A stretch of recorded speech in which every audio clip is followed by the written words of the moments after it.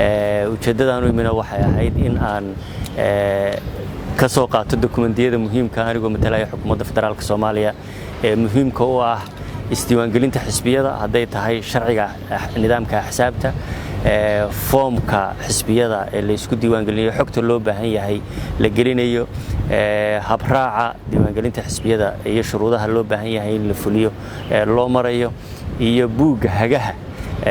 xisbiyada iyo ururada siyaasadda kuwaasoo dhammaantood saldhig u ah iyo hage iyo tilmaamaba xisbiga siyaasadeed ee raba inuu iska diiwaan geliyo komishanka madaxa bannaan ee doorashooyinka qaranka waaxda agaasimka diiwaangelinta xisbiyada inuu iska diiwaan geliyo waa inuu tilmaamaha iyo hagayaasha raaca waa inuu sharciga axsaabta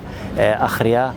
kunana saleeyaa xeer hoosaadka ama dastuurka xisbiga magaca iyo astaamaha loo baahan yahay in la dhammaystiro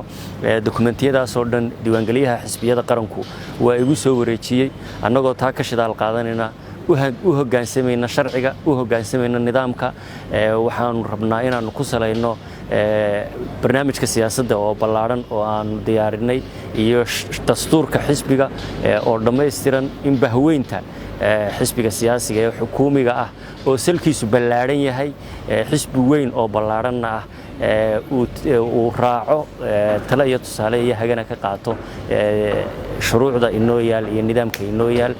sida ugu dhaqsaha badan baanu u soo dhammaystiri doonaa una soo gudbin doonaa unana diiwaan gelin doonaa xisbi siyaasadeedka xukuumiga ee dowladda qaranka oo aanu hadda bahweyntii ku midoobaysay baryahanba ka doodayeen noo dhammaystiran yahay annagoo sharciga iyo nidaamkana tixgelinayna aanu ku soo salayn doonno